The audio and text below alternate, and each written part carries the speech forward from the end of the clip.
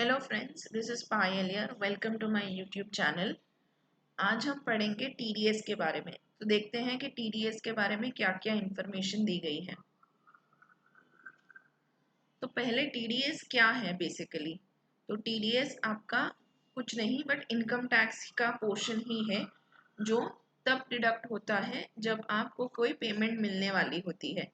When you are receiving some kind of payment at source, वहीं पे जब accrue होता है पेमेंट तभी डिडक्ट किया जाए, वैसा उसको बोलते हैं टीडीएस। तो टीडीएस कौन कौन सी पेमेंट पे कटता है? अगर आपको सैलरी मिलने वाली है, कोई कमीशन मिलने वाला है, कोई रेंट मिलने वाला है, कोई इंटरेस्ट मिलने वाला है, कोई प्रोफेशनल फीस मिलने वाली है, ये सब जो पेमेंट्स आपको मिलती है उसमें से टीडीएस एट सोर्स कट जाता है। द एम्प्लॉयर और the other person, that is the deductor, is liable to deduct TDS on it. अब टीडीएस बेसिकली इनकम टैक्स का ही पोर्शन है जो पेमेंट के टाइम पे डिडक्ट हो जाता है। Who is liable to deduct TDS? TDS किस किस को कौन कौन कब काटता है ये देखते हैं। सो बेसिकली अगर आपकी बुक्स ऑफ अकाउंट्स ऑडिट पर ऑडिट किया जाता है, टैक्स ऑडिट अगर होता है आपकी बुक्स ऑफ अकाउंट्स का, चाहे आप इंडिविजुअल हो, चाहे आप एचयूएफ हो, या चाहे आप कंपनी हो, तो अगर टैक्स ऑडिट है तो आपको टीडीएस टीडीएस डिडक्ट करना मैंडेटरी है। अगर इन टैक्स ऑडिट नहीं हो रहा है तो आपको टीडीएस डिडक्ट करने की कोई ज़रूरत नहीं है। अगर हम रेंट की बात करें तो अगर आपका एनुअल रेंट 3 लाख से ऊपर है तो आपको 10% टीडीएस देना पड़ेगा बेसिकली। और अगर आप एक एम्प्लॉई और स्लैब रेट्स जो कि 3 लाख है इस फाइनेंशियल ईयर के लिए, 3 लाख के ऊपर अगर आप इनकम कमा रहे हैं, एनुअल सीटीसी आपका 3 लाख के ऊपर है, तो आपको टीडीएस डिडक्ट तो आपका टीडीएस डिडक्ट करेगा आपका एम्प्लॉयर बेसिकली। इसके अलावा जो बैंक से इंटरेस्ट आता है वो बैंकर भी हमारा टीडीएस डिडक्ट करता है। बैंकर को अगर आप फॉर्म 15G या 15H दे दोगे तो वो आपका टीडीएस नहीं काटेगा या कम काटेगा।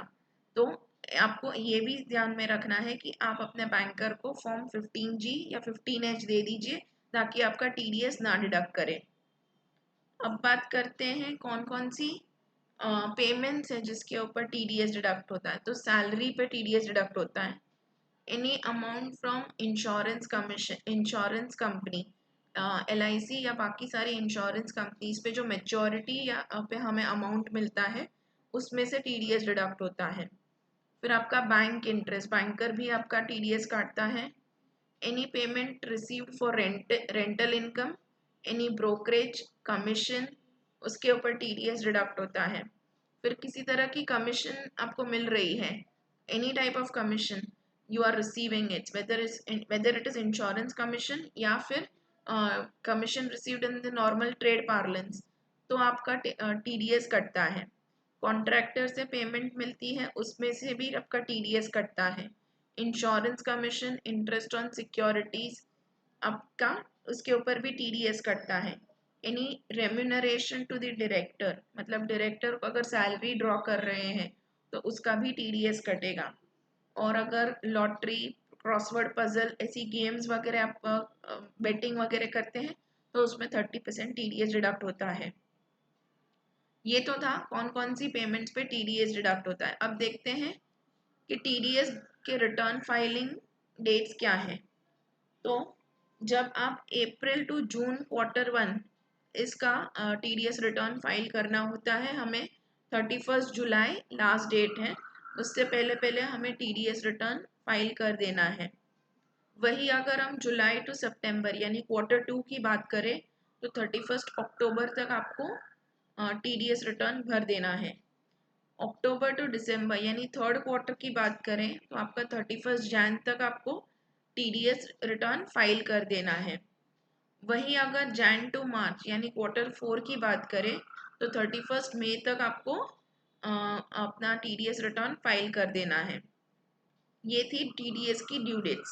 अब देखते हैं कि टीडीएस पेमेंट कैसे करते हैं, चालान कैसे, टीडीएस किस तरीके से पे किया जाता है, क्या क्या इंटरेस्ट प्रोविजन है और क्या क्या पेनल्टी प्रोविजंस है वो देखते हैं।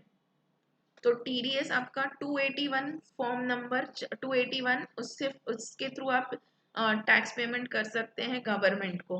तो ये 281 का जो चालान नंबर है वो आपको कहाँ मिलेगा? तो वो आपको टिन NSDL की साइट पे मिलेगा। मैंने यहाँ पे ये लिंक दी हुई है, वेबसाइट लिंक, कि कहाँ पे आपको मिलेगा TDS फाइल करने के लिए चालान। इस चालान के थ्रू आपको टैक्स TDS पेमेंट करने हैं हर महीने की 7 तारीख से पहले। मतलब अगर मैं अप्रैल में आपने किसी ने आपका TDS काटा है, आपने किसी का TDS काटा है, तो आपको 7 मई तक उसको गवर्नमेंट को भर देना है चालान के थ्रू। चालान के थ्रू आपको गवर्नमेंट को 7 तारीख से पहले TDS की जो चालान अमाउंट है वो चालान में भर के आपको गवर्नमेंट को पे कर देना है। वही अगर जुलाई मंथ का TDS है, 1 जुलाई से लेके 31 जुलाई तक आपने किसी का TDS काटा है, तो आपको नेक्स्ट मंथ यानी कि अगस्त की 7 तारीख से पहले आपको TDS भर देना है यूजिंग फॉर्म 281। अब अगर ऐसा नहीं करते हैं तो कॉन्सिक्वेंसेस क्या है? So let deduction of TDS, मतलब आप TDS डिडक्ट करना भूल गए तो 1% पर मंथ की पेनल्टी है, और अगर एक दिन का भी डिले हुआ तो वो मंथ का इंटरेस्ट आपको चार्ज किया जाएगा। अगर लेट पेमेंट किया हुआ है TDS का तो 1.5% पर मंथ और पार्ट देयर ऑफ एक दिन भी अगर उसके ऊपर हो जाएगा तो आपको TDS की लेट पेमेंट की पेनल्टी भरनी पड़ेगी उस मंथ के लिए। तो ये था पेमेंट और चालान। अब बात करते हैं कि TDS रिटर्न ही अगर आपने नहीं भरा तो क्या है। तो आपको 200 रुपये पर डे के हिसाब से पेनल्टी लगेगी 234E सेक्शन के तहत। आपको टैक्स मतलब पेनल्टी लगेगी for late filing of TDS returns. इसके अलावा 271H की भी पेनल्टी लगेगी, जहाँ पे मिनिमम 10,000 और मैक्सिमम 1,00,000 रुपए तक की पेनल्टी है 234E में। अब कौन सी कंडीशंस में ये पेनल्टी 271H की मैं अवॉइड कर सकती हूँ? तो अगर मैंने TDS return filing late TDS return filing fees मैंने भर दी है इंटरेस्ट सहित गवर्नमेंट को, मैंने TDS का अमाउंट अगर गवर्नमेंट को भर दिया है, या फिर TDS रिटर्न 1 साल के अंदर अंदर फाइल कर दिया है with from the specified due date, तो मुझे 271H की पेनल्टी नहीं लगेगी। इसके बाद हम बात करेंगे TDS सर्टिफिकेट के बारे में। तो TDS सर्टिफिकेट 2 तरह के होते हैं। अगर आप एक सैलराइड पर्सन है तो आपको फॉर्म 16 मिलेगा आपके एम्प्लॉयर के पास, जिसमें सारी डिटेल्स होंगी, जैसे अमाउंट कितना था जिसके ऊपर TDS काटा, कितना TDS काटा, पैन नंबर और TAN number of the employer as well as employ का पैन नंबर और एड्रेस वगैरह सारी डिटेल्स उसके अंदर रहेंगी। वही अगर आप एक नॉन सैलराइड पर्सन है तो आपको फॉर्म 16A मिलेगा। और नॉन सैलराइड मतलब क्या, आपको rent, interest on securities, insurance, commission, ये सब अगर आपकी आइटम्स हैं जिसके ऊपर TDS डिडक्ट हुआ है तो आपको फॉर्म 16A मिलेगा। So that is it for today's video. Thank you.